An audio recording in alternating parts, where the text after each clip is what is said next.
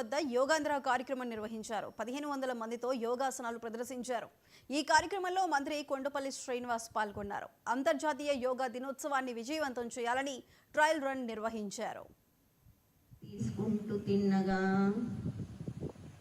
విడుస్తూ ఎడమవైపు చదువుకున్న పిల్లవాడందరికీ కూడా యోగా పరిచయం చేస్తూ యోగా తాలూకు ప్రాముఖ్యత చెప్పడానికి చేస్తున్న ప్రయత్నంలో ఈరోజు తాటిపూడి సందర్శక ప్రదేశంలో పిల్లలు తీసుకురావడం, ఇక్కడున్న ప్రజానికం తీసుకురావడం ద్వారా తాటిపూడి సందర్శన అనేది 10 మందికి తెలిసేదిగా చేస్తున్నటువంటి ఈ ప్రయత్నంలో ఇక్కడ మనం యోగా చేయడం ఖచ్చితంగా ఒక మంచి మెసేజ్ మన జిల్లా వ్యాప్తంగా ఇస్తామని ఆలోచనతో చేసిందని చేసే ప్రయత్నాన్ని తెలియజేస్తూ మరి అలాగే వేదిక మీద ఉన్నటువంటి అధికారులందరికీ పేరు పేరున నా నమస్కారాలు, అభినందనలు తెలియజేసుకుంటూ మరి ఇక్కడ పార్టిసిపేట్ చేస్తున్నటువంటి స్టూడెంట్స్ కూడా యోగా తాలూకా